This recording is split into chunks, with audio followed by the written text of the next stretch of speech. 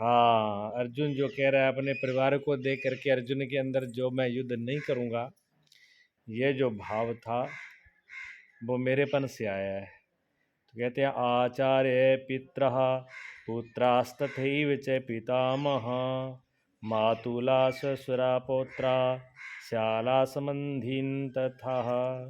इस युद्ध में आचार्य, ताऊ, चाचे, लड़के और इसी प्रकार दादा, मामा, ससुर, पोते, साले तथा समस्त संबंधी ही हैं।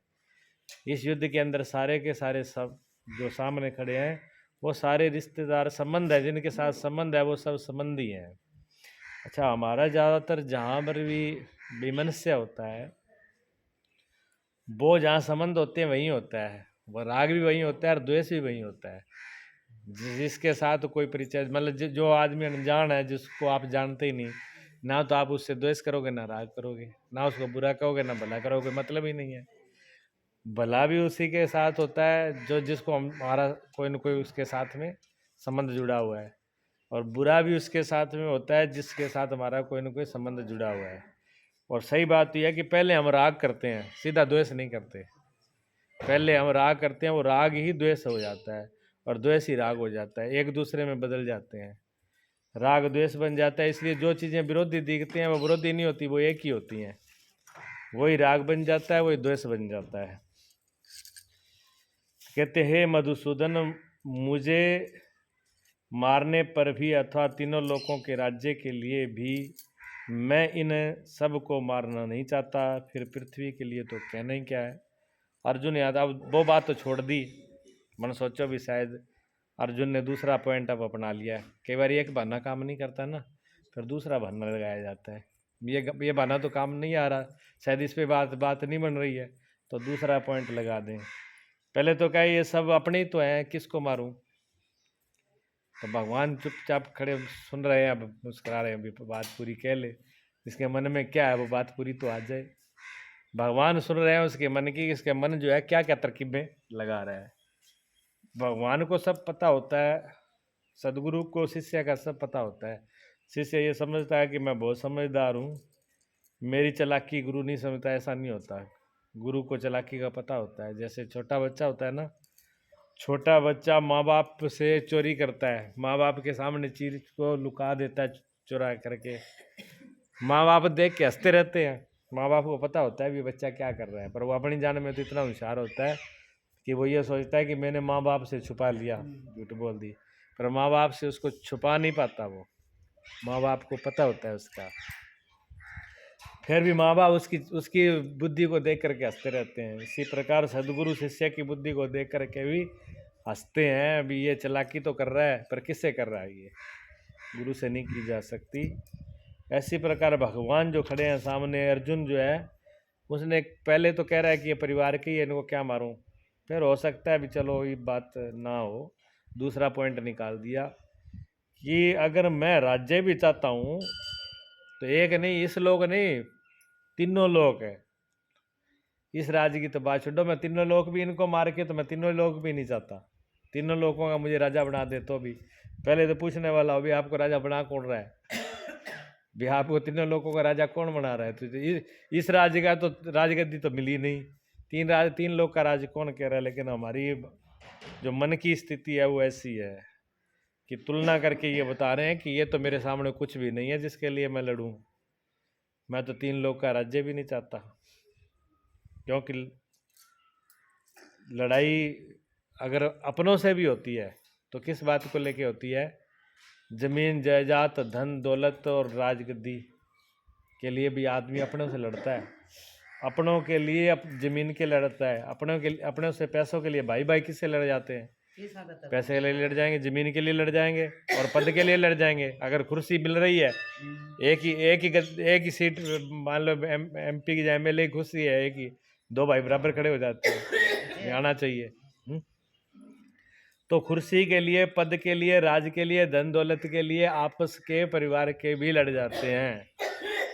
तो भगवान ने, अर्जुन ये कहना चाह रहा है भी अगर कोई ये सोचे भी ये भाइयों को भी साथ लड़ सकता है, ताऊ चाचा तो क्या है, धन के राज चाहिए तो राज के लिए किसी से भी लड़ सकता है।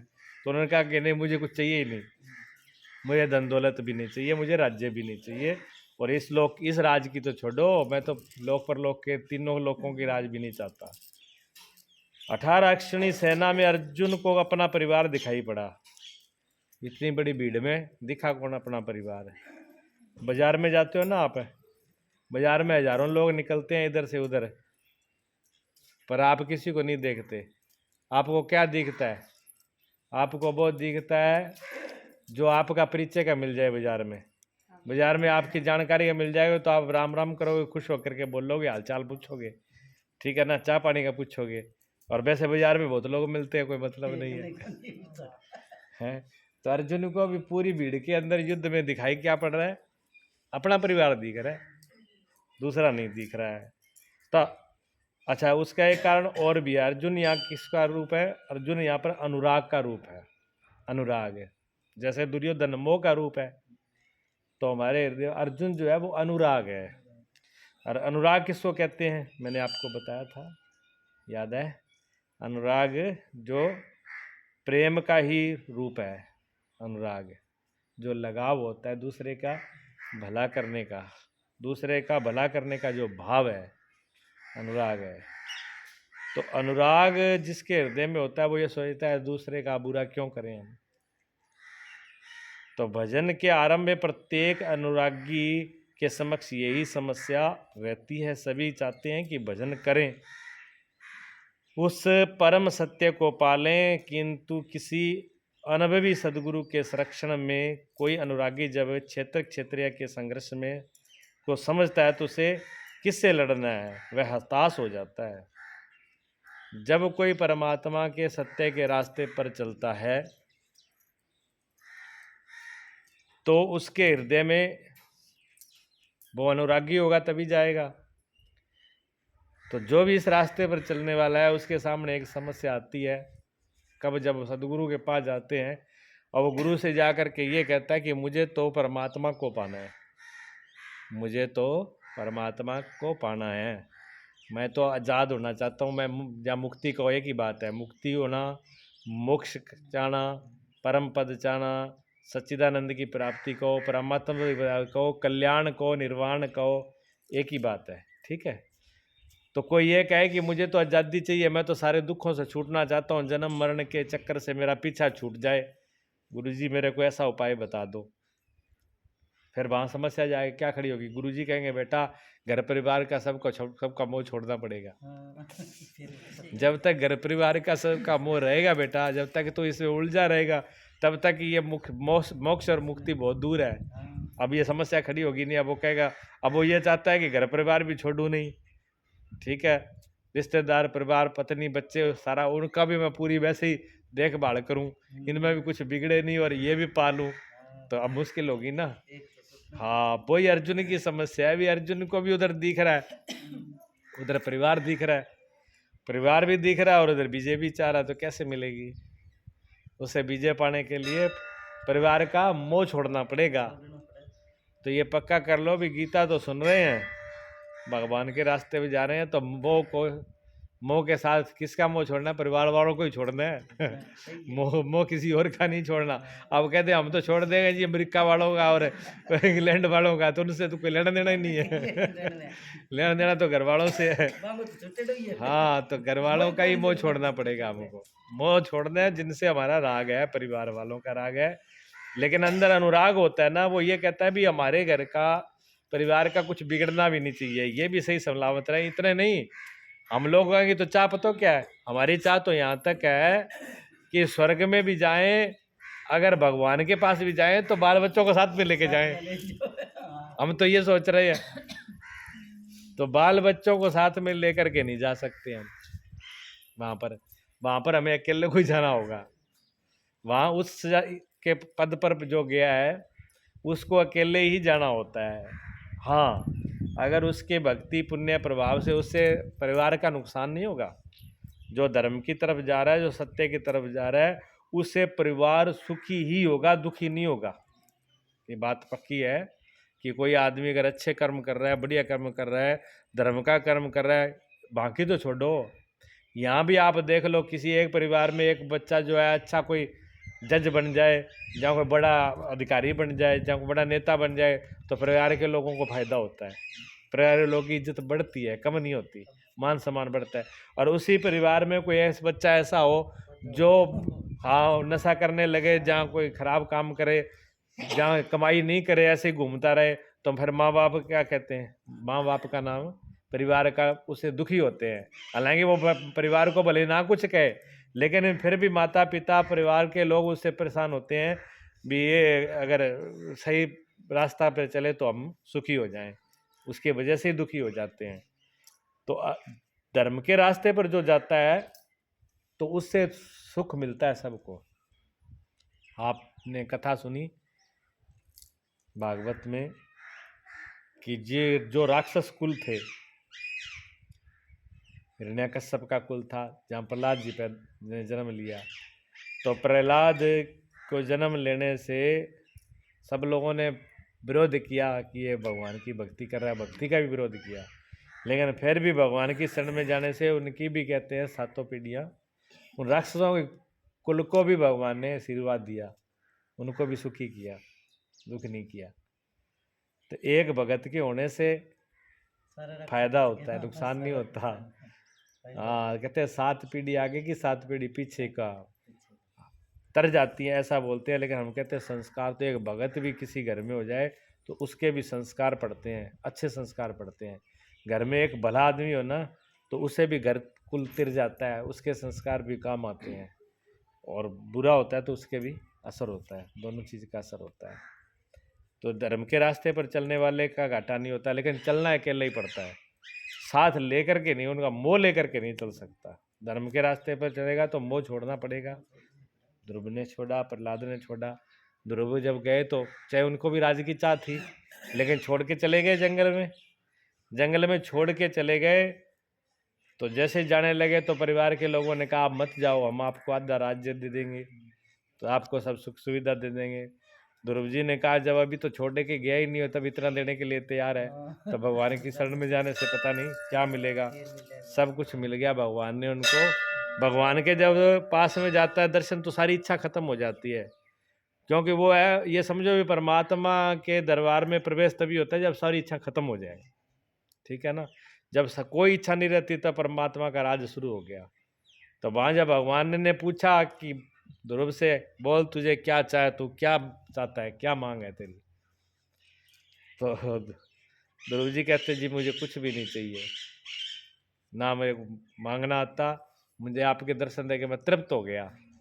तो भगवान ने तो सोच लिया था अभी तो तृप्त हो गया, लेकिन मन में तो इसके थी, मन में तो ये सोच के चला था विराज गद्दी पर बैठ, इसको बैठने नहीं दिया, तो इच्छा तो ये लेके चला था। तब भगवान ने कहा कि तेरे को मैं ऐसा पद देता हूँ, ऐसा राज्य देता हूँ जो आज तक किसी ने किया, सबके राज नष्ट हो जाएंगे, जा तेरा राज है, तू ऐसे राज पर होगा ध्रुव, नष्ट नहीं होगा, यहाँ भी राज भोगेगा और आगे भी राज भोगेगा, तुझे ऐसा राज देता हूँ मैं। तो कहते हैं ध्रुव लोक आज भी अलग से ध्रुव का राज्य, तो ऐसा पद। लेकिन ये सच्चाई है कि वो राज हो ना हो, लेकिन परमात्मा का पद ऐसा है कि परमात्मा के पद पर जो एक बार पहुंच जाता है फिर वो कभी गिरता नहीं है, और वो राज कभी खत्म होता नहीं है, ये बात पक्की है। उसी का नाम मोक्ष है, उसी का नाम परम पद है। तो उसमें मोह छोड़ना पड़ेगा। जब मोह छोड़ने की बात आती है परिवार की, तो फिर दुविधा पैदा होती है, फिर खींचातानी होती है।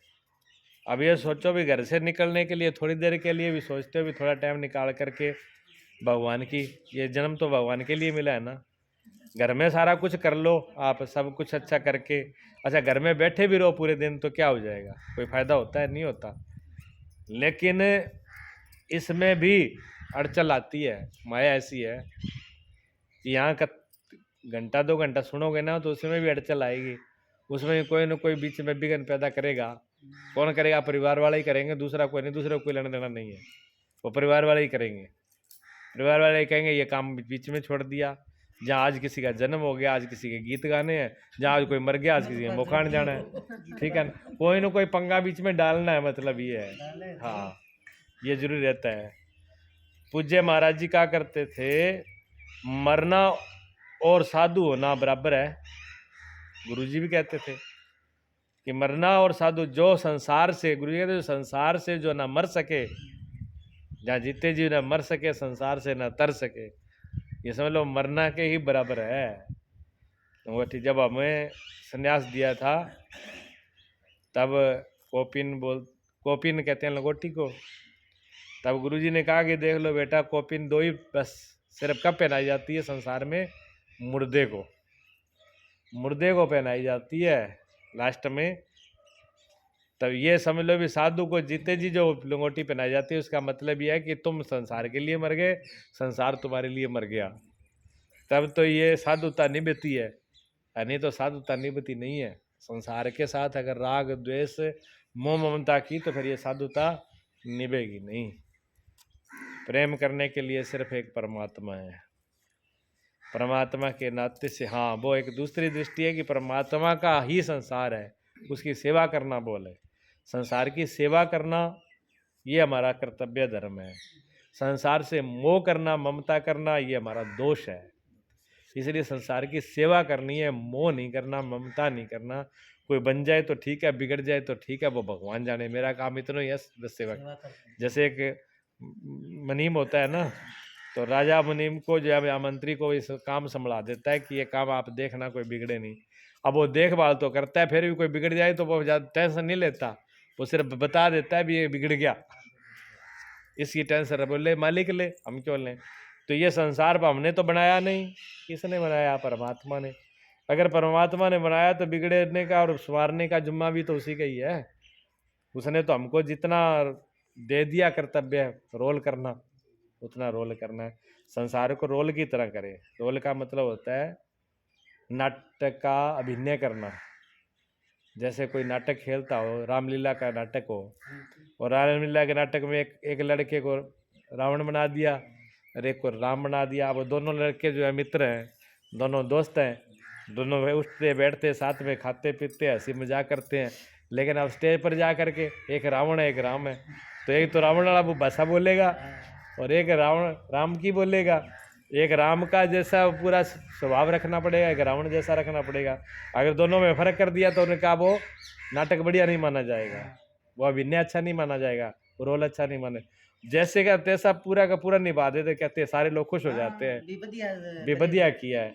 इसी प्रकार हमको किसी को तो माँ का नाटक में माँ का रोल दे दिया, ये तो माँ का अभिनय निभाना है। किसी को बाप का दे दिया, किसी को भाई का, किसी को पत्नी का, किसी को मित्र का, किसी को बेटे का, सबका अपना अपना दे दिया।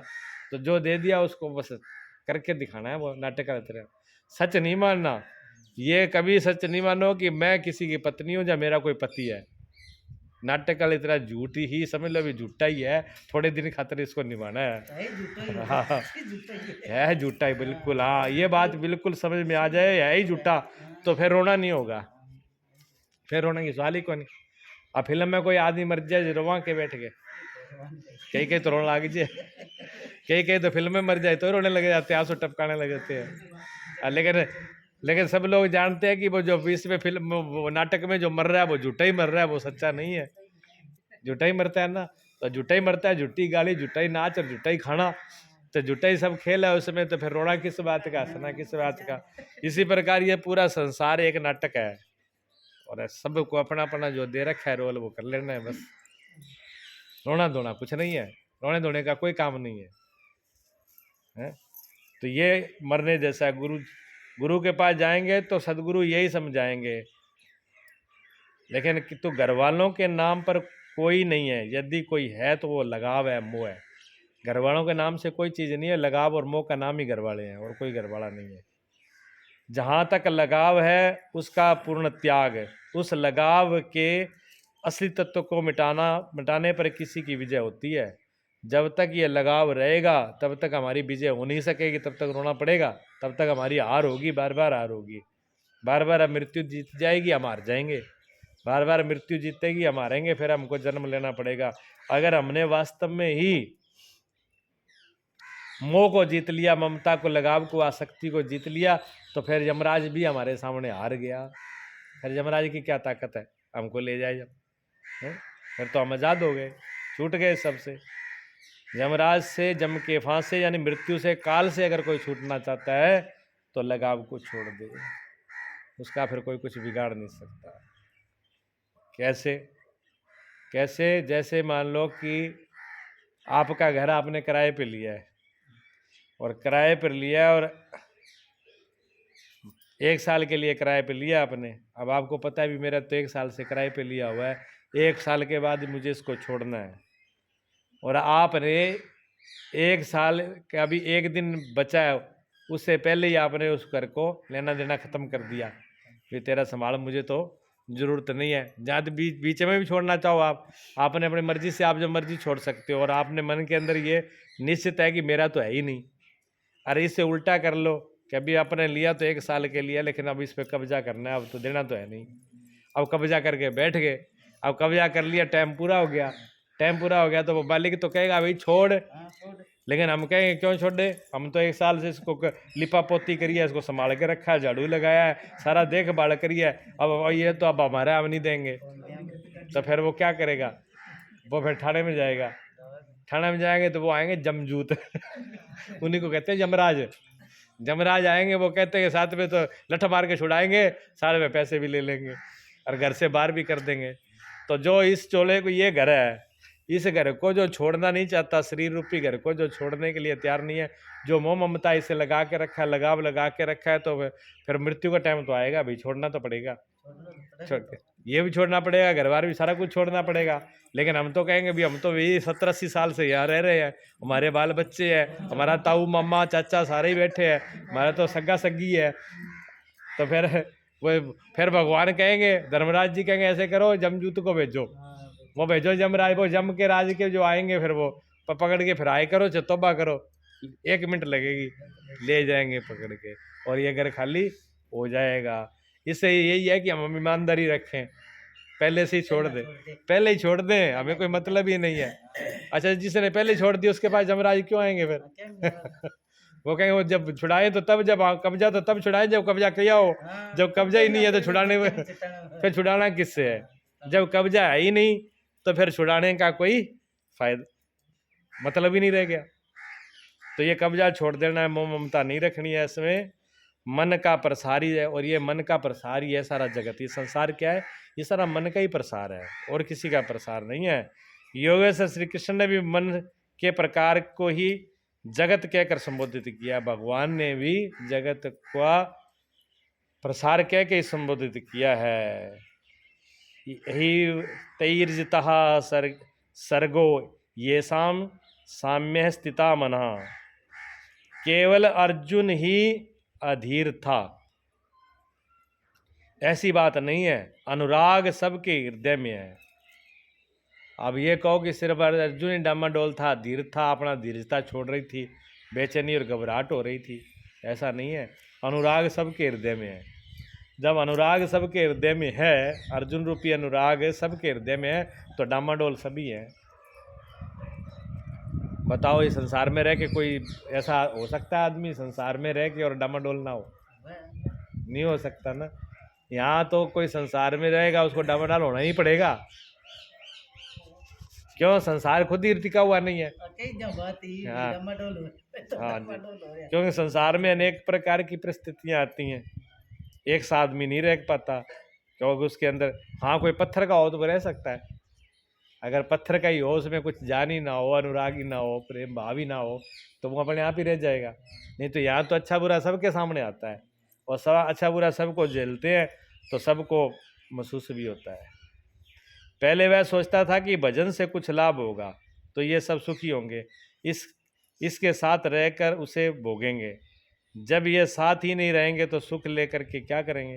पहले आदमी जब परमात्मा की तरफ जाता है, भगवान के लिए क्या करता है, वो ये सोचता है भगवान की पूजा कर दें, 1 लोटा शिव जी पर चढ़ा दें, 1 बेलपत्तर चढ़ा दें, थोड़ा सा राम नाम जप ले, थोड़ा सा आप आरती कर ले, पूजा कर ले, एक आधा भजन सुना दे, वो सोचता है इससे हम भी सुखी हो जाएंगे, हमारे घर वाले भी सुखी हो जाएंगे। लेकिन धीरे धीरे समझ में आती है कि इससे ना हम सुखी होंगे ना घर वाले सुखी होंगे। सुखी तब होंगे जब पीछा छूट जाएगा, मोह राग छूट जाएगा। जब तक मोह लगाव रहेगा तब तक सुखी होने वाले नहीं है।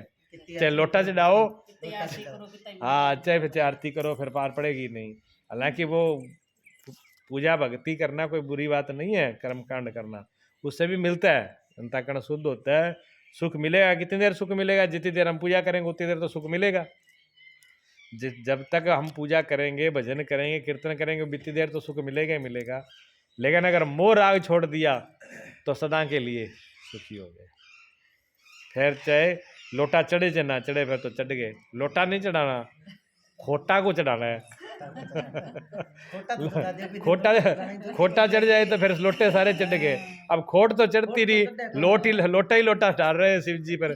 शिव जी बेचारे क्या करेंगे, लोटा ही लोटा फेंक रहे हैं, कोई खोट ही फेंक दो।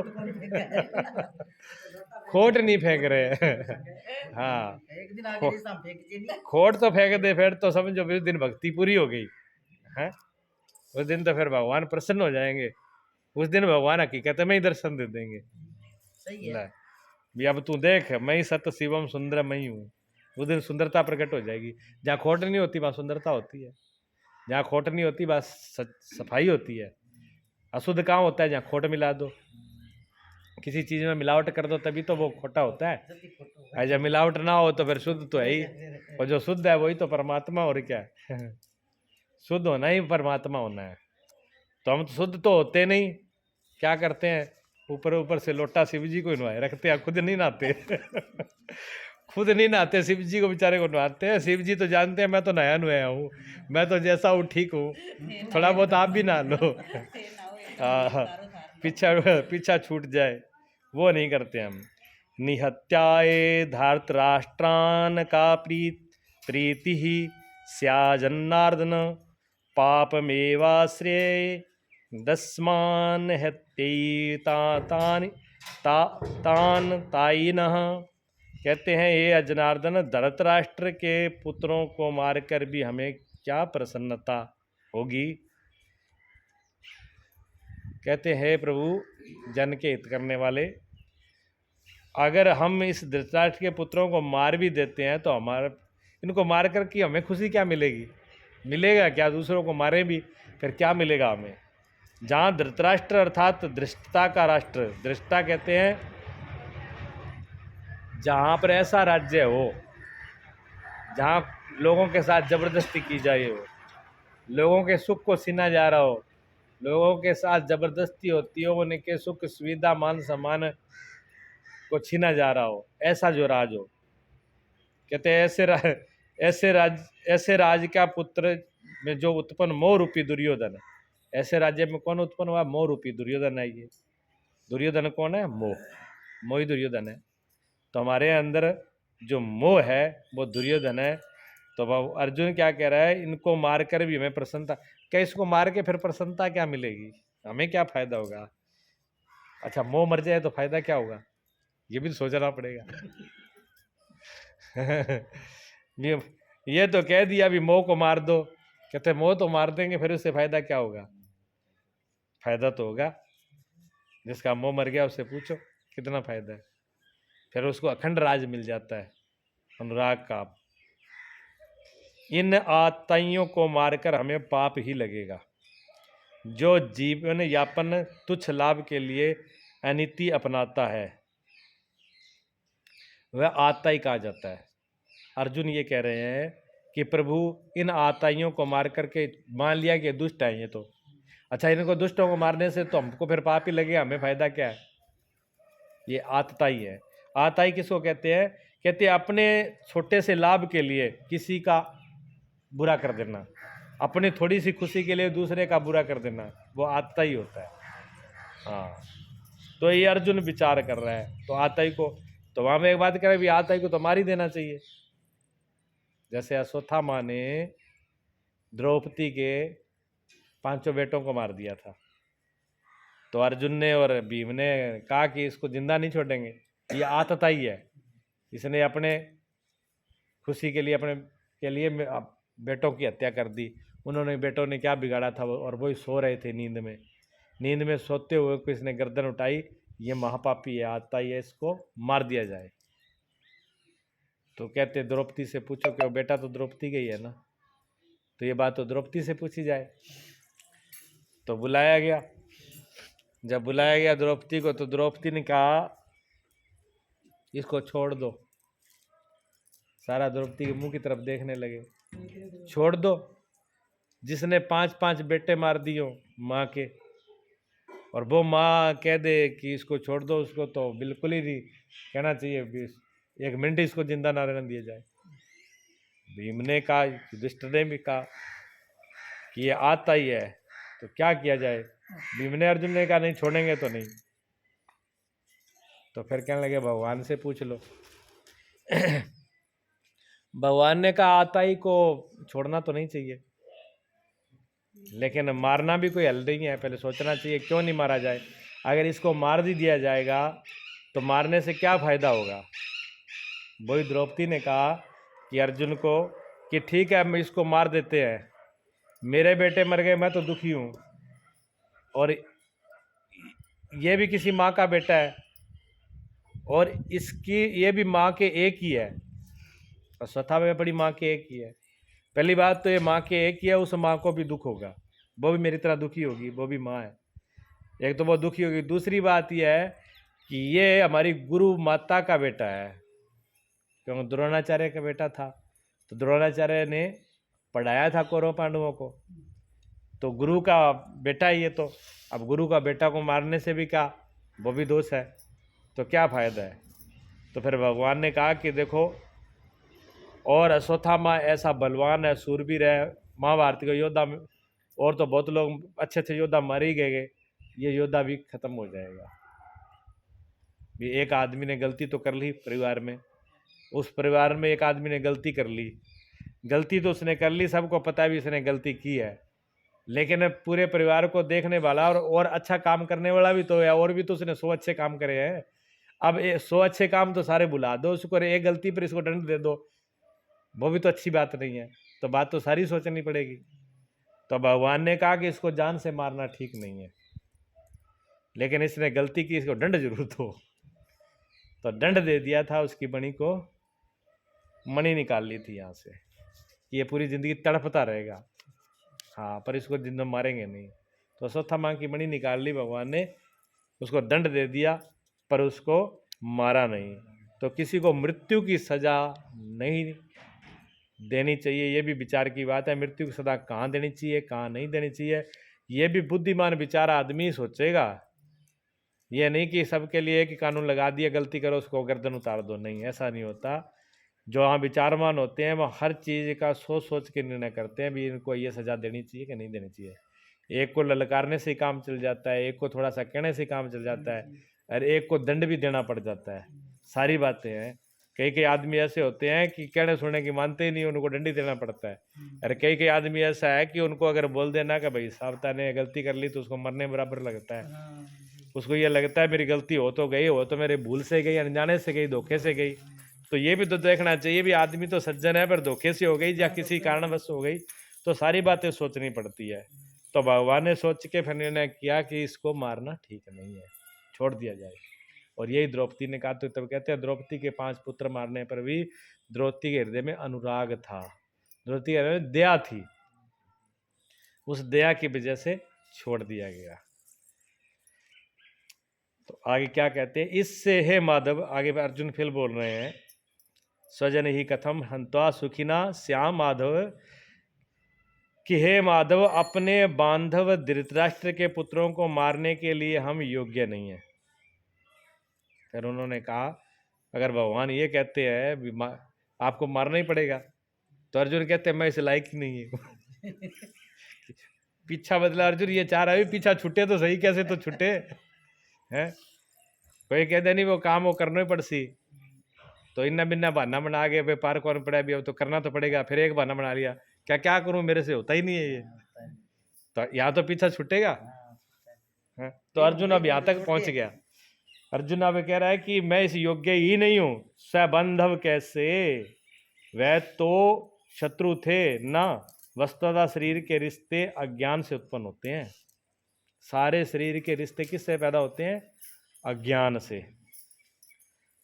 ये मामा है, ये ससुराल है, स्वजन है, समुदाय है, ये सब अज्ञानी तो है, ये सारे के सारे अज्ञान है, ये सब का सब अज्ञान है। जब शरीर ही नश्वर है तब इसके रिश्ते कहाँ रहेंगे?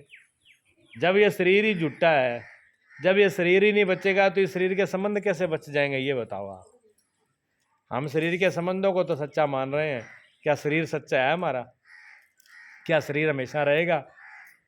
जब शरीर ही हमेशा नहीं रहता है, जब शरीर ही हमारा सच्चा नहीं है, तो फिर रिश्ते नाते कहाँ सच्चे हैं? पानी पर खींची हुई लकीरें हैं, पानी पर लकीर खींच के देखी आपने कभी? पानी पर लकीर खिंच जाती है?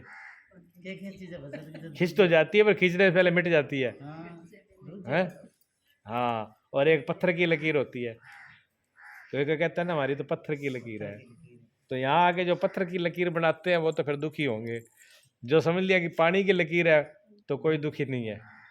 पानी की लकीर कौन समझता है? बच्चे, छोटे बच्चे होते हैं ना, उनकी पानी की लकीर जैसी होती है। कैसे? आप छोटे बच्चे को एक थप्पड़ मार दोगे, थप्पड़ मारे वो रोने लगेगा, अब रोने लगेगा, 1 मिनट बाद में ले टॉफी ले ले खा ले, अब वो टॉफी ले लेगा, हाथ पे हंस जाएगा, हंस के बोलने लगेगा, खाने लगेगा। अगर पानी की लीक नहीं होती, पत्थर की लीक होती तो कहती रांड पहले तो थप्पड़ मारा था, मैं तो कौन खाऊं।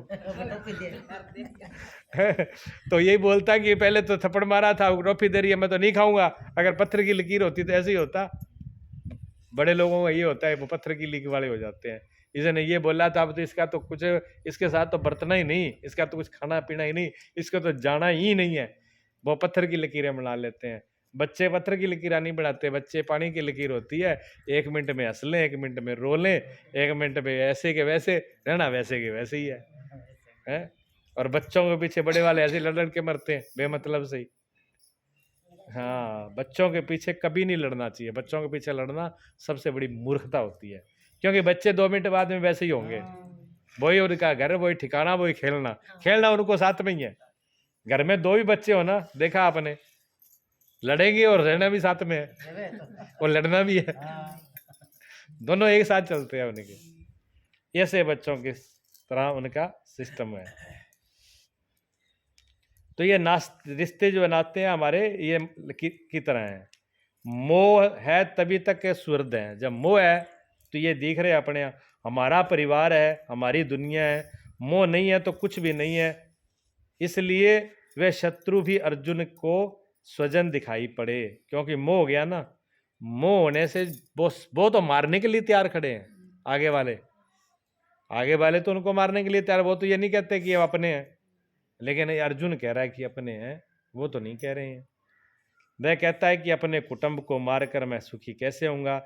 यदि अज्ञान और मोह न रहे तो कुटुंब का कोई मतलब नहीं रह गया। वैराग्य, देखो ये अज्ञान ज्ञान का प्रेरक भी है। एक बात और भी है, अगर अज्ञान नहीं होगा तो ज्ञान उत्पन्न नहीं होगा। अगर मोह राग ममता ये संसार भी न हो तो फिर इसे वैराग और परमात्मा का रास्ता वो भी नहीं मिलेगा, वो भी ऐसे मिलेगा। यानी अंधकार नहीं हो तो प्रकाश भी फिर कैसे पहचानोगे? अंधकार प्रकाश, हाँ, अंधकार से प्रकाश आता है, बुराई से अच्छाई आती है। तो इन चीजों से पैदा तो वही है। भर्तृहरि, तुलसीदास इत्यादि को वैराग किसने दिलाया? पत्नी ने दिलाया। तुलसीदास जी भगत कैसे बने? पत्नी की फटकार से बने थे। आज खाली रोज थप्पा पिटता है फिर भी कौन बने, क्या पता नहीं, ज्ञान नहीं होता ना। तुलसीदास जी को समझ गए एक फटकार में ही। तुलसीदास जी की पत्नी ने क्या कहा, जितना तू परिश्रम करके रात को, क्यों उस टाइम साधन तो होते नहीं थे, और बीच में नदी पड़ती थी, और आधी रात पत्नी चली गई पीर पिताजी के साथ में। अब तुलसीदास जी रात को नदी पार, जब नदी पार करी, अब नदी पार करी और रात में और आंधी तूफान, बुरा हाल, आधी रात को पहुंचे, आगे भीगे भगाए लथड़ पत्थड़। पत्नी ने कहा तुम यहाँ आधी रात को? कि हाँ। क्या आधी रात किससे आए, कैसे से आए? मुर्दा को पकड़ के, सांप विषय था उसी को पकड़ के ऊपर चढ़ गए। तुलसीदास की पत्नी ने कहा कि जितना मैंने परिसर मेहनत प्रयास इस चमड़े के लिए किया, इस चाम के लिए किया, इतना राम के लिए किया होता तो तुम्हारा कल्याण हो गया होता आपको। तो तुलसीदास जी ने कहा आज मुझे इस चीज का ज्ञान आपने करवा दिया, अब मुझे राम को ही मिलना है। तो राम के लिए तुलसीदास जी चल पड़े। भर्तृहरि जी को देखिए आप, क्या हुआ? भर्तृहरि ने रानी पे कितना भरोसा किया था, और जब उसको मालूम पड़ा कि रानी ने मुझे धोखा दिया है, जब बात सामने आ गई, उसी दिन भर्तृहरि ने संन्यास ले लिया, राजपाट सब छोड़ करके चले गए। हाँ, क्यों? रानी ने ही विश्वासघात किया था। तो इससे अब रानी से अगर मोह न होता, दोनों की पत्नी ही तो थी, पत्नी से जो मोह था, मोह इतना ज्यादा था कि हमारी पत्नी ऐसी हो ही नहीं सकती। जब मालूम पड़ा कि हमारी पत्नी ने का विश्वास जब टूटा तो एकदम बैराग हो गया, संसार छूट गया। तो वही कारण बन गया ना। तो कई बार जो दोष होता है वो एक गुण बन जाता है। हाँ, दोष ही गुण बन जाता है। दोष से भी कुछ ना कुछ, मतलब बुराई से भी कुछ ना कुछ मिलता है। अगर लेने वाला हो तो उससे भी खरीद लेगा, दोष से भी अच्छाई निकलती है। हाँ जी। यद्यपि लोभ, क्या कहते हैं, कुल क्षय कृतम दोषम मित्रद्रोहे च पातकम।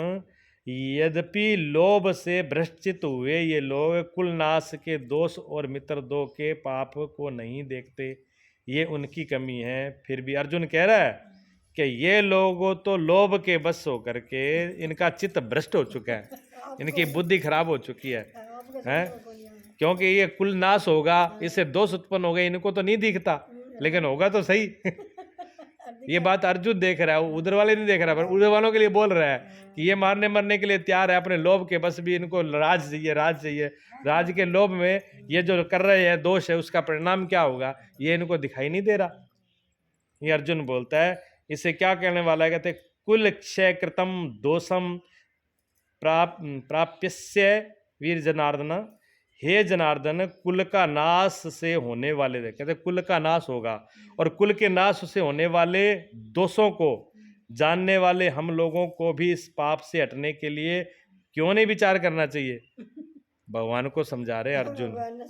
क्या कह रहे हैं कि जब कुल नाश होगा, और कुल के नाश होने से जब इसके जो दोष उत्पन्न होंगे, चलो वो तो अंधे हैं और लोभ में, उनको तो दिखाई नहीं दे रहा, पर अपने को तो विचार करना चाहिए भी कितना होगा।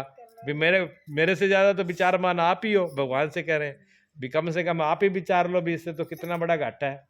तो क्या कहा, मैं ही पाप करता हूं ऐसी बात नहीं है, आप भी तो भूल करने जा रहे हो। अर्जुन भगवान से कह रहा है, मैं एकलो गलत रास्ता पे जाऊंगा नहीं, थे भी तो कर लाग रहे हो, आप भी तो उधर ही जा रहे हो। श्री कृष्ण पर भी आरोप लगाया, किसने? अर्जुन ने। वह ये समझ रहा है कृष्ण से क्या हम कम थोड़ी हैं। जब शिष्य जाता है ना गुरु के पास में, तो शुरू में तो पहले वो गुरुजी को समझाता है, गुरुजी से कहता है गुरुजी आपको ज्ञान ही ज्ञान हमें भी है। वो गुरुजी को भी ज्ञान सुनाने लगते हैं, गुरुजी को भी बातें बताने शुरू जाते हैं, ऐसे नहीं ऐसे करो, ऐसे नहीं ये बोलो, ये बोलने से ये घाटा ही ना। गुरु के भी गुरु बन करके जाते हैं, धीरे धीरे समझ में आते हैं गुरु के सामने हमारी नहीं चलती। तो शिष्य भी शुरू में ये करता है, वही अर्जुन कर रहा है। अर्जुन भी भगवान को समझाने लगा, भी उनकी तो बुद्धि खराब है, चलो मेरी भी बुद्धि कम काम करती है, पर आप तो जानकार हो, भगवान पे भी दे रहे हैं। तो ऐसे वो नहीं कर रहा है, ऐसे शिष्य भी करते हैं गुरु के सामने। वो भी अज्ञान होता है शिष्यों का, ये भी शिष्यों का अज्ञान होता है, जो गुरु को समझाते हैं। गुरु को पता ही होता है, भगवान को तो पता ही है क्या सही है क्या गलत है? क्या कहता है अर्जुन आगे, कहता है कुल क्षय प्रणश्यन्ति कुल धर्मा सनातना धर्मे नष्टे कुलम कृत धर्मो भवस्त्युत। कहते हैं कुल के नाश होने से सनातन कुल धर्म नष्ट हो जाते हैं। कहते हैं कुल का नाश होने से सनातन कुल धर्म, सनातन का जो धर्म है वो नष्ट हो जाएगा कुल का। और अर्जुन कहता है कुल धर्म कुलाचार को भी सनातन धर्म समझ रहा है। किसको अर्जुन क्या समझ रहा है? कुल धर्म किसको समझ रहा है? कुल धर्म समझ रहा है कुलाचार, जो कुल के आचरण है, जो कुल की रीति रिवाजें हैं। जैसे आपके कुल की रीति रिवाजें हैं वही सनातन धर्म है। ऐसा नहीं है, सनातन धर्म अलग चीज़ है और कुल के धर्म अलग चीज़ है। जो कुल के धर्म है वो सनातन से कोई लेना देना नहीं उसका, लेकिन अर्जुन उन्हीं को सनातन धर्म कह रहा है जो कुल के धर्म है। कहते हैं कुल के धर्म है वो नष्ट हो जाएंगे। जब कुल के धर्म नष्ट हो जाएंगे तो सनातन धर्म समझ रहा है उसको, तो कहते धर्म के नाश होने पर संपूर्ण कुल को पाप ही बहुत दबा लेता है। और जिसके कुल का धर्म नष्ट हो जाए, कुल आचरण नष्ट हो जाए, अर्जुन कहते हैं कि उसके कुल को तो पाप ही दबा लेता है, फिर विपर तो पाप सवार हो जाता है, फिर उनके कुल में कुछ होने वाला नहीं है। क्या नहीं होने वाला है? यहाँ तक वो कहते अधर्माभिभावस्त कृष्णा प्रदुष्यन्ति ही कुल स्त्रियः स्त्रियेषु दृष्टाशु वर्णे वाष्णे जायते वर्णशंकरः। हे कृष्ण, पाप के अधिक बढ़ जाने से कुल की स्त्रियां दूषित हो जाती हैं। वह स्त्रियों को दूषित होने पर वर्ण शंकर उत्पन्न होता है। अर्जुन की मान्यता है कि कुल की स्त्रियों के दूषित होने से वर्ण शंकर होता है, किंतु श्री कृष्ण ने इसका खंडन करते हुए आगे बताया है। ठीक है ना? अर्जुन तो ये कह रहा है जब कुल का नाश हो जाएगा तो स्त्रियां दूषित हो जाएंगी, स्त्रियां दूषित हो जाएगी तो वर्ण शंकर पैदा होंगे। वो अब ये बातें ऐसी हैं, अलग अलग विचार है, कुछ लोक रीति से सही है, कुछ लोग किसी से गलत है, इसके भी बड़े निर्णय हुए हैं। लेकिन अर्जुन जहाँ तक कह रहा है भी जब आदमी नहीं रहेंगे, अर्जुन क्या कह रहा है बात समझ में आई है? वर्ण संकर का मतलब आप समझे हो? नहीं समझे आप? वर्ण संकर का मतलब आप नहीं समझे। स्त्रियां दूषित हो जाएंगी, ये बात समझ में आ गई? स्त्रियां कैसे दूषित हो जाएंगी? अर्जुन ये कह रहा है कि जब युद्ध के अंदर सारे आदमी मारे जाएंगे तो इनके पति तो मर जाएंगे। जब इनके पति मर जाएंगे तो फिर ये स्त्रियां कहाँ जाएंगी? ठीक है ना? ये स्त्रियां अपने पति धर्म को छोड़ करके दूसरा पति धर्म अपना लेंगी। अच्छा, जब दूसरा पति धर्म अपनाएंगी तो वो पति कौन से कुल के होंगे, कौन सी जाति के होंगे, कौन से वर्ण के होंगे? तो वो दूसरी जाति वर्ण हो जाएगा, तो वो वर्ण संकर मतलब जो संतान पैदा होगी वो किसकी होगी? तो पूरा सारा कुछ भ्रष्ट हो जाएगा। अब अर्जुन मतलब कितनी लंबी चौड़ी आगे की सोच रहा है भी कहाँ तक जाएगी बात? ये बातें कह रही हैं, ये बात सिखा रही है। लेकिन भगवान ने इस बात को खंडन कर दिया कि ऐसा कुछ होने वाला नहीं है। अथा मैं अथवा स्वरूप में स्थित महापुरुष यदि आराधना कर्म में भ्रम उत्पन्न कर दे तब वर्ण शंकर होता है। वर्ण शंकर के दोषों पर अर्जुन प्रकाश डालते हैं।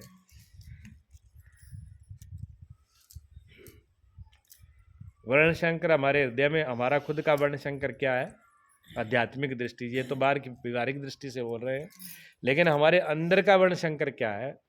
अंदर का वर्ण शंकर यह है कि जो हमारा स्वरूप है, यानी हम अपने आत्मा के भाव को भूल करके जब हम दूसरा भाव धारण कर लेते हैं, आत्मा को छोड़ करके जब हम मन बन जाते हैं, जब हम शरीर बन जाते हैं, तो ये वर्ण शंकर है। आई समझ?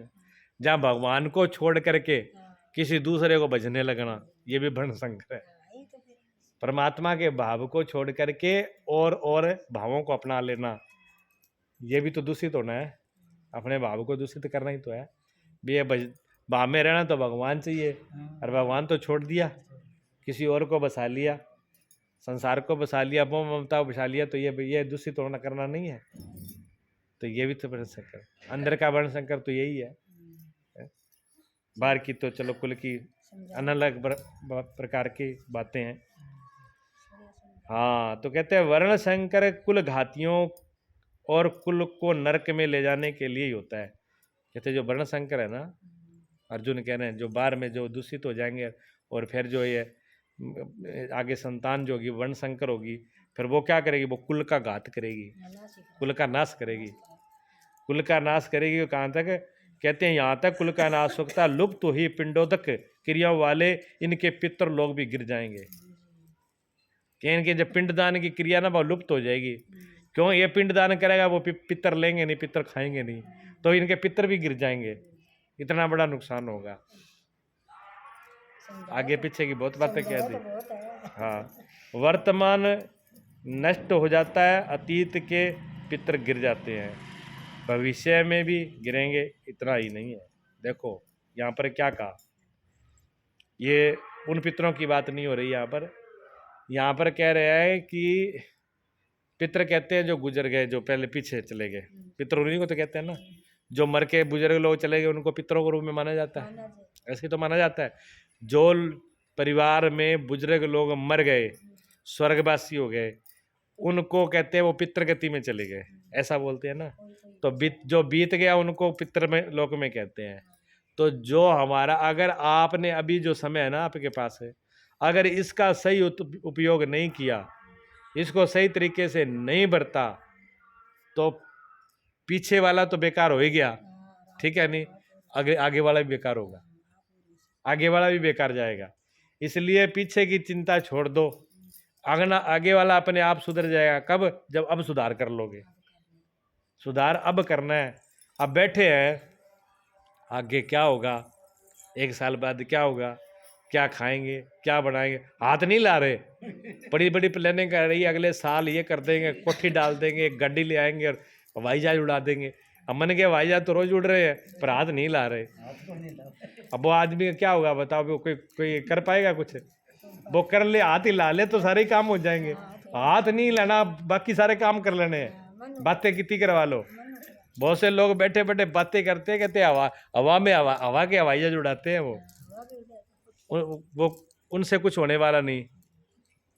खास करके किस में, संसार का तो फिर भी कर लेते हैं, खास करके जब इस रास्ते की बात आती है परमात्मा वाले की, जब कहते हैं ना परमात्मा का कुछ कर लो भजन से, कहते हैं ना बस अब लड़के की शादी कर ले बस, फिर ये फिर भजन ही भजन है, और अब की बार बस फसल निकाल ले फिर भजन ही भजन है, आज ये काम करिए फिर भजन ही करना, और क्या करना है। रोज ही भजन करते हैं, रोज ही भजन करके सोते हैं बेचारे, रोज ही भगवान का सेवन करते हैं। हाँ बेली है। तो ये क्या है, ये अपने पितरों को, मतलब आप भविष्य को और दोनों समय को नष्ट करना है। वो अब का समय भी खराब कर रहे हैं, पीछे वाला तो चला ही गया, और आगे का समय भी खराब हो जाएगा, इसलिए इसी को संभालना पड़ेगा। तो इधर उधर करके खराब नहीं करो, यही बात कह रहे हैं। इन वर्ण शंकर कारक दोषों से कुल और कुल घातकियों के सनातन कुल धर्म और कुल जाति धर्म भी नष्ट हो जाते हैं। अर्जुन कहते हैं फिर इनके कुल धर्म कुल जाति सब कुछ नष्ट हो जाएगा। अर्जुन मानता था कि कुल धर्म सनातन है, कुल धर्म ही शाश्वत है, किंतु कृष्ण ने इसका खंडन किया और आगे बताया कि आत्मा ही सनातन धर्म शाश्वत धर्म है। अर्जुन तो कह रहा है भी यही धर्म है जो हमारे संसार का धर्म है, ये धर्म है। भगवान कहते हैं धर्म नहीं है, ये सब पखंड है। असली धर्म सनातन क्या, आपके शाश्वत अपने खुद का आत्म धर्म ही।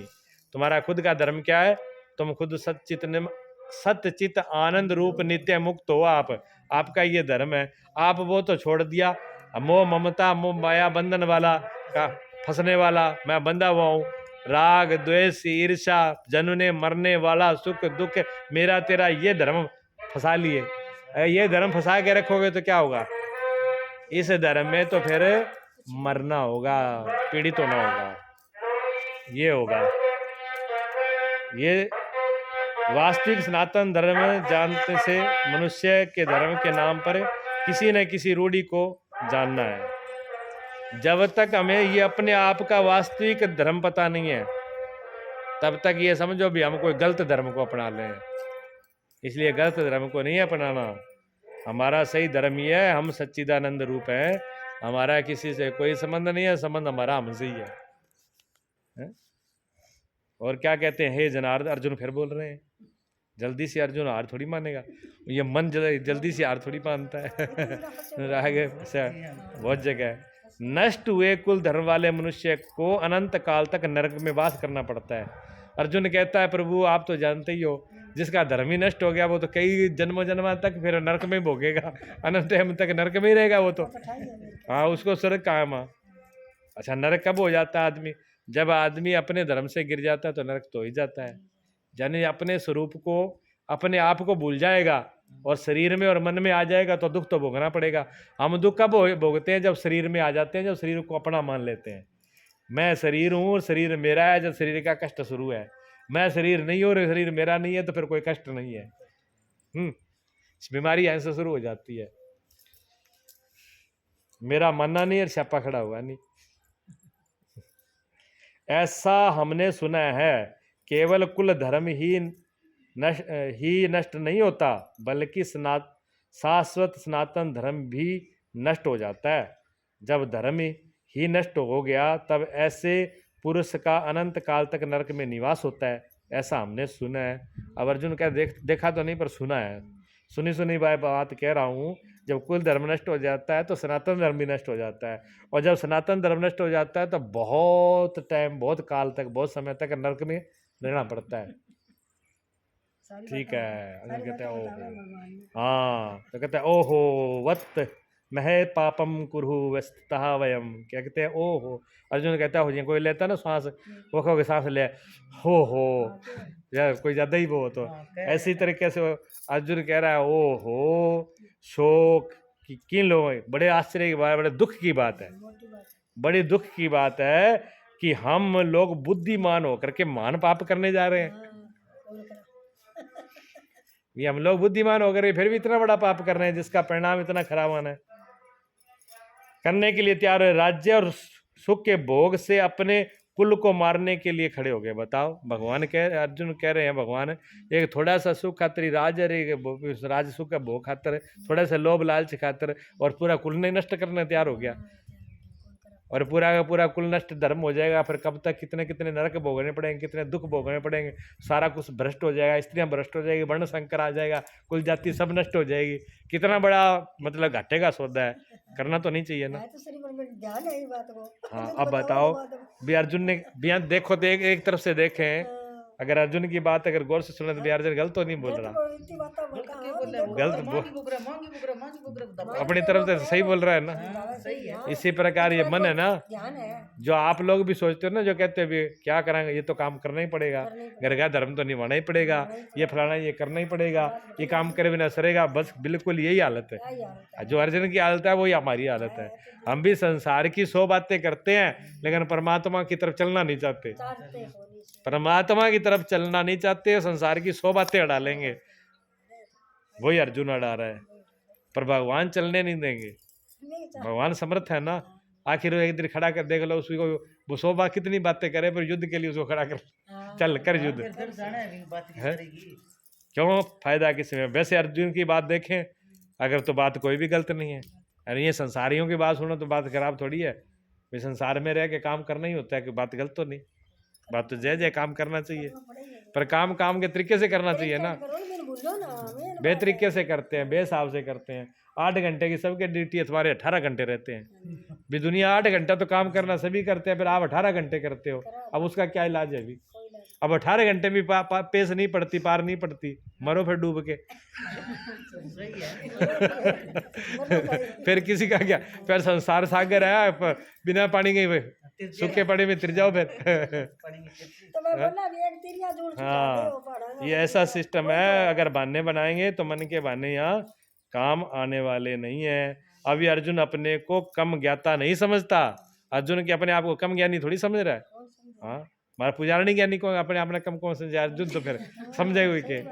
हाँ हाँ जी हाँ, आरंभ में प्रत्येक साधक को इसी प्रकार बोलता है, कहते हैं शुरू शुरू में जो है ना साधक वो ऐसे ही बोलता है, शुरू शुरू इस रास्ते में चल रहा है वो पहला बड़ी बड़ी बातें कर रहा है। यहाँ आते हम देखते रहते थे गुरुजी के पास, गुरुजी के पास पहले नए नए आदमी आएगा, वो बड़ी ज्ञान वैराग बड़ी उच्च कोटि की बात करे, वो हमें ऐसे मालूम पड़ता है कि बहुत बड़ा ज्ञानी है। थोड़ा थोड़ा थोड़ा थोड़ा बस 2-4 दिन बाद, 2 दिन बाद मालूम पड़ता है कि गोबर गणेश है, नहीं पहुंच जाता है। वही संसार की बातें फिर रह जाती है, धर्म धर्म कहीं चला जाता है। महात्मा बुद्ध का कथन है कि मनुष्य जब अधूरी जानकारी रखता है तो अपने को महान ज्ञानी समझता है। महात्मा बुद्ध कहते थे जो व्यक्ति को अधूरी जानकारी है ना, अधूरे ज्ञान वाला ही अपने आप को महान ज्ञानी समझता है। जो ज्ञानी होता है वो तो अपने आप को ज्ञानी मानता ही नहीं, वो तो कहता है मेरे कुछ आता ही नहीं, मुझे कुछ पता ही नहीं है। ज्ञान हकीकत में ज्ञानी को तो यही मालूम नहीं पड़ता कि मैं ज्ञानी हूँ, इतना सीधा साधारण हो जाता है, ये हकीकत बात है।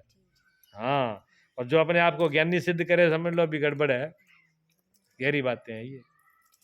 जब घड़ा आपने देखा ना, जब घड़ा आधा हो तो छलकता बहुत है, और घड़ा भरा हो तो बोलता ही नहीं है। घड़ा भरने के बाद फिर बोलता ही नहीं है, और आधा हो तो छलकता बहुत है, बताता है मैं हूँ। पर पनियार जानती है तेरी औकात क्या है। अभी तू अधूरा है इसलिए उछल रहा है, पूरा होगा जब टिक जाएगा तो हाँ भर के सिर पे रख लेगा तो फिर चुपचाप पता ही नहीं चलेगा। हाँ ऐसे ही है, जब आधे से आगे की जानकारी हासिल करने लगता है तब अपने को महान मूर्ख समझता है। जब साधक आधा होता है तो ज्ञानी समझता है, जब ज्ञान से थोड़ा आगे चलता है तो मालूम पड़ता है कि मैं तो कुछ भी नहीं जानता, ज्ञान तो बहुत बहुत बड़ी चीज़ है। ज्ञान के आगे, ज्ञान को देख के हमारे क्या औकात है। ठीक इसी प्रकार अर्जुन भी अपने को ज्ञानी समझता है। वह श्री कृष्ण को ही समझाता है कि पाप से परम कल्याण हो, ऐसी बात नहीं है। पाप करने से कल्याण नहीं होगा। केवल राज्य के सुख के लोभ में पड़कर हम लोग कुल का नाश करने में उतर पड़े हैं। महान भूल कर रहे हैं, हम ही भूल कर रहे हैं, ऐसी बात नहीं है। आप भी भगवान को कह रहे हैं आप भी तो भूल कर रहे हो। एक धक्का श्री कृष्ण को दिया। अतः अंत में अर्जुन अपना निर्णय देता है। लास्ट में जाके अर्जुन फिर अपना निर्णय देता है, अपनी बात फिर कहता है। क्या कहता है कृष्ण में? यदि मुझे शस्त्रहीन सामना न करने वाले को शस्त्रधारी धृतराष्ट्र के पुत्र रण में मारे, उनका वह मारना भी मेरे लिए अति कल्याणकारी होगा। आखिर तक यहाँ तक आ गया अर्जुन लास्ट में कि प्रभु मैं यहाँ तक कहता हूँ कि मैं सारे शस्त्र नीचे गिर डाल दिए। कहते जो शस्त्र नीचे डाल दे उस पर योद्धा हमला नहीं करता है, उस पर कोई उस पर वार नहीं करता, ये नियम होता है। अर्जुन कहता है मैंने शस्त्र डाल दिए और मेरे शस्त्र गिरे हुए पर भी मेरे जो सामने हैं दुर्योधन के पक्ष, वो मुझ पर हमला करके और मुझे मार डालते हैं तो भी मेरा कल्याण ही है, तो भी मुझे घाटा नहीं है। हाँ मैं मरने के लिए तैयार हूँ।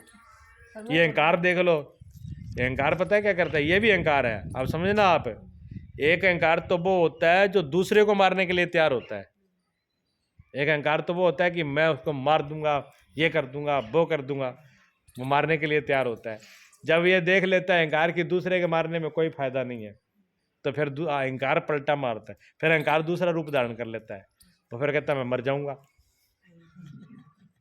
मैं आप मर जाऊंगा है। हाँ मैं मर जाऊंगा। फिर अपने अब कोई कहता नहीं मैं मर जाऊंगा, वो भी अहंकार ही है। हाँ एक तो दूसरे को मारता है, दूसरे को मारे उसको तो सारे अहंकारी कहते हैं। जो दूसरे को नहीं मारे खुद को मार ले उसको लोग अहंकारी, लेकिन वो अहंकारी ही ऐसा आदमी करेगा। जितना आदमी अहंकारड़ा होगा वो तो जहाँ तो अगले को मारेगा जहाँ पर खुद मरेगा, देख लेना।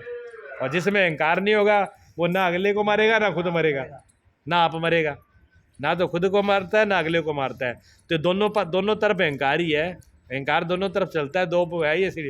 एक आपने देखी सीढ़ी, जिसको पेड़ी बोलते हैं आप सीढ़ी बोलते हो, सीढ़ी जो है वही ऊपर जाती है और नीचे आना हो तो वही वो नीचे भी लेके आती है। दोनों तरफ से वही जुड़ी हुई है ना, दोनों काम कर रही है एक ही सीढ़ी, ऊपर और नीचे का। तो वो अहंकार जो है वो इधर भी मार करता है उधर भी मार करता है, पलटा मारता है तुरंत। तो ये अपने आप को सताना ये भी अहंकार का काम है, दूसरे को सताना ये भी अहंकार का कारण है। अहंकार सोचता है भी किधर से भी मैं बना रहा हूँ, मेरा मिटना नहीं चाहिए। क्यों? मैं अपने आप को अगर बलि चढ़ा दूंगा तो मैं और बलवान हो जाऊंगा। वो अपने आप की बलि चढ़ा के भी बलवान होता है। ये बड़ा गहरा राज है इसका अहंकार का। इसलिए अर्जुन कहता है अगर मैं मर गया हूं तो भी मेरा कल्याण है। लोग शाबाश देंगे, ये तो नहीं कहेंगे कि दूसरों को मार दिया, काका पुआ तायों को, बच्चों अपने परिवार के लोगों को मार दिया, मेरा अपमान तो नहीं करेगा। ये तो कहेंगे कि मुझे मार दिया तो मेरा नाम तो होगा है? फिर भी अपने ही नाम के लिए सोच रहा है कि मेरे है। इतिहास तो कहेगा कि अर्जुन समझदार था। इतिहास के लोग, आगे के लोग आने वाले कहेंगे अर्जुन बहुत देखो कितना समझदार था, युद्ध में खड़े हुए, किसी अपने परिवार को मारा नहीं उसने, युद्ध छोड़ करके चला, खुद मर गया, खुद की बलि चढ़ा दी, अपना बलिदान दे दिया, लेकिन मारा नहीं, तो वो नाम तो रहेगा ना। ये अहंकार है। भगवान समझ रहे हैं कि जिसने अपनी बलि देकर युद्ध बचा लिया, ऐसा लोग कहेंगे। लोग प्राणों की आहुति दे डालते हैं कि भोले भाले मासूम बच्चे सुखी रहें। अपने बच्चों के सुख के लिए लोग अपनी बलि दे देते हैं। कुल तो बचा रहे, मनुष्य विदेश चला जाए, वैभवपूर्ण प्रसाद में रहे, किंतु 2 दिन बाद उसे अपनी छोड़ी हुई झोंपड़ी याद आने लगती है। मोह इतना प्रबल होता है, ये समझ लो। बच्चों के लिए आदमी विदेश चला जाता है, पैसा कमाने के लिए, पैसा कमाता है और कमाता है। लेकिन 2 दिन में जब अपनी झोंपड़ी याद है, मोह इतना है भी जो झोंपड़ी है ना वहाँ पर सब ऐसा आराम, घर मकान पैसा सब मिले, फिर भी अपनी झोंपड़ी याद आती है। मोह ऐसा है। इसलिए अर्जुन कहता है कि शस्त्रधारी धृतराष्ट्र के पुत्र मुझे न प्रीतकर करने से को रण में मार दें, तब वह मेरे लिए अति कल्याणकारी होगा, ताकि लड़के तो सुखी हों, वो तो लड़के सुखी, अब मेरे लिए तब भी फायदेमंद है। तो अहंकार ये बता रहा है कि मेरा नाम किसी प्रकार से मैं बचा रहूं, किसी प्रकार से मेरा बना रहे हैं। हाँ, तो बड़ा गहरा है वो। मैं दूसरों के लिए कर रहा हूँ। आप लोग क्या कहते हो? आप लोग ये कहते हो कि मैं जो कमाई कर रहा हूँ अपने लिए थोड़ी कर रहा हूँ, बच्चों के लिए कर रहा हूँ। मैं जो कमा रहा हूँ किसके लिए कमा रहा हूँ? बच्चों के लिए करा रहा हूँ। और बच्चे ये कहते हैं कि हमारे लिए क्या जरूरत है, क्या है ना, ये हमारे लिए जरूरत क्या है, क्या जरूरत है आपको मर के पचने की? लेकिन सही बात तो यह है कि बच्चे तो ये कहते हैं भी हमारे लिए बचने खपने की तुम्हें जरूरत क्या है, मरने की जरूरत क्या है। लेकिन आप नहीं छोड़ पा रहे। ये सीधे सीधे क्यों नहीं कहते? सीधी सीधी ये बात को भी हमसे नहीं छोड़ा जा रहा, बच्चों को बहाना क्यों ले रहे हो? हैं भी हम अगर हम छोड़ दे तो बच्चे क्या जबरदस्ती कर लेंगे आपके साथ? कौन सा बच्चा लठ लेके कहेगा कि चलो आप दिहाड़ी करके आओ? नहीं कह सकता, ना कहे उसे आप जाओगे। लेकिन हम आदत के बस तो हम खुद हैं, आदतें हमारी खुद की खराब है, मोह ममता में हम खुद फंसे हुए हैं, नाम बच्चों को लेते हैं। सीधी सीधी बात है। वो अर्जुन की ये कहानी है। अर्जुन अब 100 बातें कर रहा है, अभी मैं उनके लिए जान भी दे दूंगा, मैं परिवार के लिए बलिदान भी दे दूंगा, मैं अपने आप की बलि भी चढ़ जाएगी तो भी मेरा कल्याण है, प्रसन्न हूं मैं। लेकिन भगवान कहने लग रहे हैं तेरी बीमारी तो मैं ली है, जो अंदर मैं बसा है ना, घर बसा है, ये गड़बड़ कर रहा है। हाँ संजय, अब संजय बोलते हैं, उधर संजय बता रहे हैं ना, संजय क्या कह रहे हैं? संजय बोला कि रणभूमि में मैं शोक से उद्विग्न मन वाला, रणभूमि के अंदर शोक से पीड़ित हुआ मन वाला अर्जुन इस प्रकार कह करके बाण सहित धनुष को त्याग करके रथ के पिछले भाग में बैठ गया, अर्थात क्षेत्र के संघर्ष में भाग लेने से पीछे हट गया। मतलब संजय ने धृतराष्ट्र को बताया कि अब अर्जुन ने रण के अंदर शोक से व्याकुल होकर के, परेशान होकर के, दुखी होकर के धनुष और बाण को रख दिया और रथ के पिछले भाग में जा कर के बैठ गया। फिर हम लोग क्या करते हैं जिंदगी में पहले तो खूब मत्था पचाई करते हैं, बच्चों से लड़ते हैं, बुढ़े से लड़ते हैं, ऊपर वालों से, नीचे वालों से। जब किसी की नहीं चलती तो ला ये तेरा पड़ा, मैं तो यहाँ बैठूं। ऐसे ही होता है ना, संभालो था रो पड़ो, ये रखा मैं तो अब मैं आप हाथ लगाना ही नहीं। लेकिन वो जानते हैं भी ये ऐसा फेंक करके जो बैठेगा ये कितनी देर बैठेगा? थोड़ी देर, ये थोड़ी देर का ही लिए ही ऐसा, ये खड़े होने वाला है बाद में, थोड़ी देर के लिए दिखा रहा है रोब का ये पड़ा, लेकिन ये खड़े होकर के फिर वही घोड़े भी मैदान वो तैयार होने वाले हैं। बच्चे भी जानते हैं, बुढ़े भी जानते हैं, और खुद कितनी देर बैठेंगे। बस अर्जुन की यही हाल है। अर्जुन सब करके संजय कह रहा है, संजय कहते महाराज है ए मुक्त्वा अर्जुन संख्य रथोपथस्य उपासित विसत विसृजय श्रीरम चाप्यम शोक सम विघन मनसा। शोक में आकर के ऐसा पीछे बैठ गया, यानी एक संघर्ष को देखो। दुनिया से क्या कह रहे हैं कि दुनिया का जो संघर्ष है क्षेत्र का, जिनसे हमें लड़ना है उनसे लड़ना ही पड़ेगा, जिनको संभालना है उसको संभालना ही पड़ेगा। इस युद्ध से पीछा छोड़ने से पार पड़ेगी नहीं। कौन से युद्ध से? जो हमारे अंदर दोष हैं उन दोषों को मिटाना है और जो अच्छाई है उसको प्रकट करना है। इसे हाथ छुड़ाएं। अब किसी आदमी में दोष है और वो कहे दोष में आँख बीच के बच जाऊं तो कैसे बचेगा? मिटाना ही होगा, इसको हमें मिटाना ही होगा। ठीक है, ये इसका आगे क्या कहते हैं? ओम तदस्थिति श्रीमद्भगवत गीता उपनिषत्सु ब्रह्म विद्यायाम योग शास्त्रे श्री कृष्ण अर्जुन संवादे संशय विषाद योगो नाम प्रथमो अध्याय। पहला अध्याय यहाँ पर पूर्ण होता है। ठीक है, इस अध्याय का नाम क्या है? इस अध्याय का नाम है संशय विषाद योग। इस अध्याय का पहले अध्याय का नाम क्या है? संशय विषाद योग।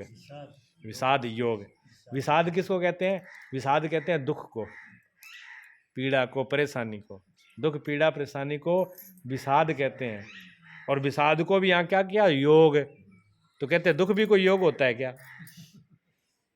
आप सोचो, इस तरह का नाम, इस अध्याय का नाम ही है भी ये दुख का योग है, तो कहते दुख भी कोई योग होता है? योग तो चलो बहुत अच्छी चीज है, बढ़िया है। ये आनंद का योग तो आनंद के लिए, ये इस अध्याय का नाम ही दुख विषाद योग रख दिया।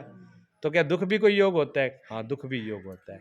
जब तक जीवन में दुख नहीं आता, जब तक जीवन में पीड़ा नहीं आती, जब तक जीवन में परेशानी नहीं आती, जब तक जीवन के अंदर कुछ संकट नहीं आता, तब तक हम योग की तरफ जाते ही नहीं है, तब तक हम जगते ही नहीं, तब तक हम संसार में उलझे रहते हैं।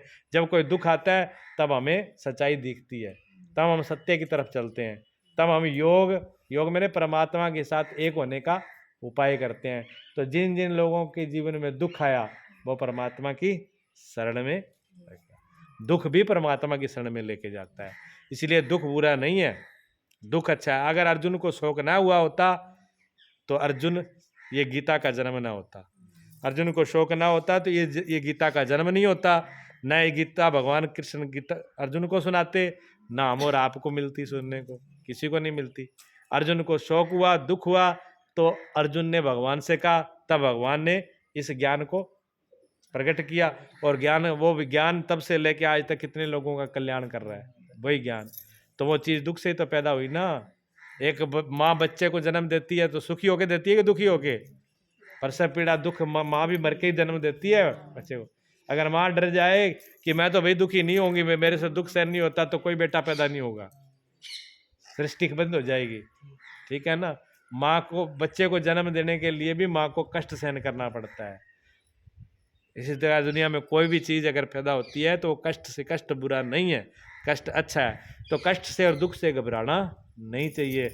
ये अध्याय यही कह रहा है कि ये योग है, विषाद ही योग है, इससे घबराओ मत, दुख और कष्ट से मत घबराओ, दुख और कष्ट को तैयार हो जाओ झेलने के लिए। लेकिन किसके लिए? धर्म के लिए। भगवान मिल जाए, सत्य मिल जाए, उसके लिए हम सब कुछ सहने के लिए तैयार है। बोलिए सच्चिदानंद भगवान की।